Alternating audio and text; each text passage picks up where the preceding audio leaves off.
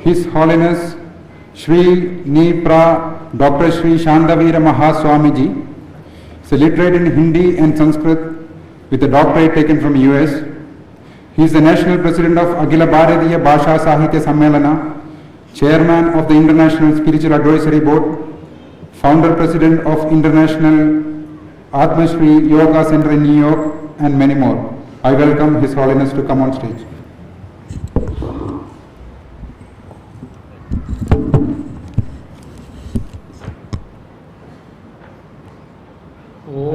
ओंकारं बिंदु संयुक्तं नित्यं ध्यायेति योगिन कामदं मोक्षदं चैव ओंकाराय नमो नमः। ಜ್ಞಾನವೇ ದೀಪ ಬುದ್ಧಿ ಪ್ರತಾಪ ಸುಖನುಕ್ತವ ನಾಟ್ಯವ ಮಾಡಿ ಸತ್ಯಕೀರ್ತಿಯ ಜಗದ ಬೆಳೆಸೋಣ ಬನ್ನಿ। आत्मीय धर्म बंधु, आज इस सभा में हम सब बैठ के चिंता कर रहे हैं, जागतिक दृष्टि से जागतिक दृष्टिकोण में क्या हो रहा है, हम सब मिलके क्या करना। सब धर्म का रास्ता अलग अलग होते हुए भी धर्म का तत्व का बोध जो है, सत्यांश जो है, एक ही होता है। अभी तक सब महात्मा लोग अपने अपने विचार के आधार पर अपना अनुभव सत्यांश को प्रकट किया है। इस्लाम धर्म हो, हिंदू धर्म हो, जैन धर्म हो, सिख धर्म हो, जो भी हो, धर्म तो एक ही होता है। उसका विशेष अर्थ हिंदू मुसलमान इत्यादि आता है ना।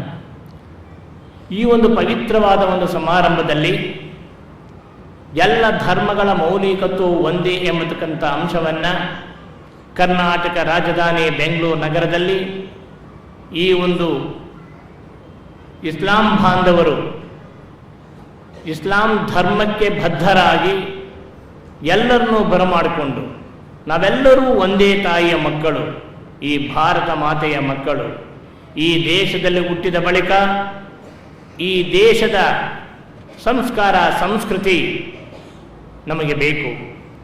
ಆಯಾಯ ಪ್ರಾಂತದಲ್ಲಿ ಆಯಾಯ ಭಾಷೆಗೆ ಆದ್ಯತೆ, ಆ ಪ್ರಾಂತದ ಒಂದು ಗೌರವವನ್ನು ನಾವು ಗೌರವಿಸಬೇಕಾದರೆ ಜನ್ಮ ಕೊಟ್ಟ ತಾಯಿಯನ್ನು ಗೌರವಿಸಿದಾಗ ಮಾತ್ರ ಸಾಧ್ಯ। ಜನನಿ ಜನ್ಮಭೂಮಿಶ್ಚ ಸ್ವರ್ಗಾದಪಿ ಗರೀಯಸಿ, ಈ ಮೂರು ಅಂಶವನ್ನು ನಾವೆಲ್ಲರೂ ಕೂಡ ಪಾಲಿಸಬೇಕು। ನಾವೆಲ್ಲರೂ ಮಾನವರೇ, ಮನೆಯವ ಮನುಷ್ಯಾನಾಂ ಕಾರಣಂ ಬಂಧ ಮೋಕ್ಷಯೋ, ಎಲ್ಲಕ್ಕೂ ಈ ಮನಸ್ಸೇ ಕಾರಣ। ಮಾರ್ಕಟನಂತಿರುವ ಈ ಮನಸ್ಸನ್ನು ಏಕಾಗ್ರತೆ ಚಿತ್ತಗೆ ತರಬೇಕಾದ್ದು ನಮ್ಮೆಲ್ಲರ ಕರ್ತವ್ಯ।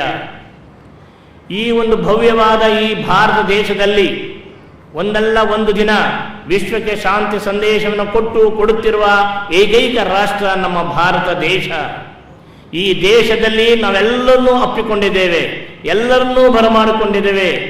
ಬೇರೆ ಬೇರೆ ರಾಷ್ಟ್ರಕ್ಕೆ ನಾವು ಹೋದಾಗ ಆ ಒಂದು ರಾಷ್ಟ್ರದ ಅಭಿಮಾನಿಗಳು ತಮ್ಮ ಒಂದು ಧರ್ಮದ ಬಗ್ಗೆ, ತಮ್ಮ ಭಾಷೆಯ ಬಗ್ಗೆ, ತಮ್ಮ ರಾಷ್ಟ್ರದ ಚಿಂತನೆ ಬಗ್ಗೆ ನಾವು ನೋಡ್ಕೊಂಡು ಬರ್ತೇವೆ। ಆದರೂ ಸಹಿತ ಅವರಿಗೆ ಶಾಂತಿಯ ರಸದ ಔತಣ ಸಿಗದೆ ಪಿಲಿಪಿಲಿ ಒದ್ದಾಡ್ತಾ ಇದ್ದಾರೆ। ಅಂದ ಮೇಲೆ ನಮ್ಮ ಭಾರತದ ಕಡೆಗೆ, ಭಾರತದ ಒಂದು ಸಂಸ್ಕೃತಿ ಕಡೆಗೆ, ಭಾರತದ ಧರ್ಮದ ಕಡೆಗೆ ಅವರು ಬರ್ತಾ ಇದ್ದಾರೆ।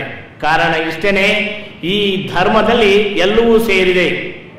ಬಿದ್ದವನನ್ನ, ಬೀಳುವವನ್ನ, ಬೀಳುತ್ತಿರುವವನ್ನ ಕಾಪಾಡುವುದೇ ಧರ್ಮ। ಪತತಿ ಪತಂತಿ ಪತಿಷ್ಯಂತಿ ಧಾರಯತೀತಿ ಧರ್ಮ। ಧರ್ಮದ ಬಗ್ಗೆ ವ್ಯಾಖ್ಯಾನ ಈ ಒಂದು ಭಾರತ ದೇಶದಲ್ಲಿ ಎಲ್ಲರೂ ಹೇಳಿರುವುದು ಇದನ್ನೇ।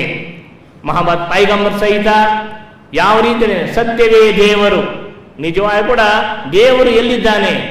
ಒಂದು ಕಲ್ಲಿನಲ್ಲಿದ್ದಾನ, ಒಂದು ಗುಡಿಯಲ್ಲಿದ್ದಾನ? ಎಲ್ಲಿದ್ದಾನೆ ದೇವರು? ನಮ್ಮ ಅಂತರಂಗದಲ್ಲಿ। ಈ ಒಂದು ದೇಹದ ಒಳಗಡೆ ಇರತಕ್ಕಂಥ ಪರಾತ್ಪರವಾದ ಒಂದು ಶಕ್ತಿಯನ್ನ ಕಾಣಬೇಕಾದರೆ ಏಕಾಗ್ರತೆ ಬೇಕು, ಧ್ಯಾನ ಬೇಕು। ಆ ಒಂದು ಧ್ಯಾನಾಸಕ್ತನಾಗಬೇಕಾದರೆ ನೀನು ಯಾವುದನ್ನು ಆರಿಸ್ಕೊಳ್ಬೇಕು? ನಿನ್ನ ಸುತ್ತಮುತ್ತಲಿನ ವಾತಾವರಣ ಚೆನ್ನಾಗಿರಬೇಕು। ಆ ಒಂದು ನಿಟ್ಟಿನಲ್ಲಿ ಈ ಒಂದು ಭಾರತ ದೇಶ ಎಲ್ಲ ಧರ್ಮಗಳನ್ನ, ಅತ್ತ ನೋಡಿದರೆ ಒಂದು ಧರ್ಮ, ಇತ್ತ ನೋಡಿದರೆ ಒಂದು, ಹಿಂದೆ ಮುಂದೆ ಎತ್ತ ಸುತ್ತಮುತ್ತಲು ಕೂಡ ನಾವೆಲ್ಲರೂ ಒಂದೇ ತಾಯಿಯ ಮಕ್ಕಳು. ಅಯಂ ನಿಜ ಪರೋವೈತಿ ಘಟನಾ ಲಘುಚೇತಸ ಉದಾರ ಚರಿತಾನಾಂತು ವಸುದೈವ ಕುಟುಂಬಕಂ. ಇಡೀ ವಿಶ್ವವೇ ತನ್ನ ಒಂದು ಕುಟುಂಬ ಎನ್ನುವ ಮಂತ್ರವನ್ನ ಬಿತ್ತಿರುವ ಈ ಒಂದು ರಾಷ್ಟ್ರದ ಇವತ್ತು ಅರಾಜಕತೆ. ಕಾರಣ ಏನು?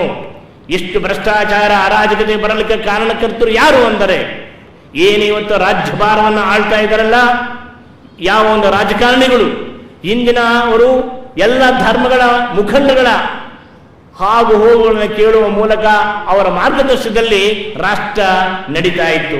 ಆ ದೃಷ್ಟಿಯಲ್ಲಿ ಭಾರತ ದೇಶ ಎಲ್ಲ ರಾಷ್ಟ್ರಕ್ಕಿಂತಲೂ ಒಂದು ಸ್ಥಾನ ಹೆಚ್ಚಿನದು, ಶಾಂತಿ ಕೊಡುವ ಶಕ್ತಿ ಆ ಒಂದು ರಾಷ್ಟ್ರಕ್ಕಿದೆ ಅಂತ ತಿಳ್ಕೊಂಡಿದ್ರು. ಆದರೆ ಇವತ್ತು ಸ್ವಾರ್ಥಿಗಳು ಹೆಚ್ಚಾಗಿದ್ದರು. ನಮ್ಮಲ್ಲೇ ಕಿತ್ತಾಟ, ಭಾಷೆಯ ಗೊಂದಲ, ಪ್ರಾಂತಗಳ ಗೊಂದಲ, ರಾಷ್ಟ್ರದ ಗೊಂದಲ, ಈ ಎಲ್ಲ ಗೊಂದಲಕ್ಕೆ, ಈ ಅರಾಜಕತೆಗೆ ಕಾರಣ ನಮ್ಮ ರಾಜಕೀಯ ಮುತ್ಸದ್ದಿಗಳ ವಿನಃ ಬೇರೆ ಯಾರು ಅಲ್ಲ ಅನ್ನೋದು ಈ ಸಂದರ್ಭದಲ್ಲಿ ಹೇಳಲಿಕ್ಕೆ ನಾನು ಇಚ್ಛೆ ಪಡ್ತೇನೆ. ರಾಜಕೀಯ ವ್ಯಕ್ತಿಗಳು ಎಲ್ಲ ಧರ್ಮಗಳನ್ನು ಪ್ರೀತಿಸಬೇಕು.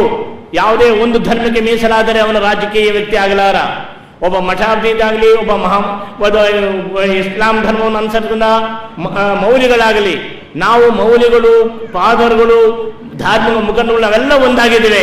ಆದರೆ ಜನತೆಯಲ್ಲಿ ಆ ಒಂದು ಭಾವನೆ ಬರಬೇಕು. ಜನತೆಯಲ್ಲಿ ಆ ಭಾವನೆ ಬರಬೇಕಾದರೆ ಕಾನೂನು ಕಟ್ಟಳೆಗಳನ್ನು ಮಾಡತಕ್ಕಂಥ ರಾಜಕೀಯ ಮುತ್ಸದ್ದಿಗಳೇನಿದ್ದಾರೆ ಅವರಲ್ಲಿ ನಾವೆಲ್ಲರೂ ಒಂದೇನು ಭಾವದಲ್ಲಿ ಒಂದು ಕಾಯ್ದೆ ಎಲ್ಲರಿಗೂ ಅನ್ವಯ ಆಗುವ ರೀತಿಯಲ್ಲಿ ಕಾಯ್ದೆಗಳನ್ನು ಮಾಡಬೇಕು. ಬುದ್ಧ, ಬಸವ, ಗಾಂಧಿ, ಅಂಬೇಡ್ಕರ್, ಮಹಮ್ಮದ್ ಪೈಗಂಬರ್ನ ನಾವು ಇವತ್ತು ಸ್ಮರಿಸ್ಕೊಳ್ತಾ ಇದ್ದೀವಿ. ಕಾರಣ ಇಷ್ಟೇನೆ, ಅವರಲ್ಲಿ ಯಾವ ಜಾತಿ ಭೇದಗಳಿಲ್ಲ.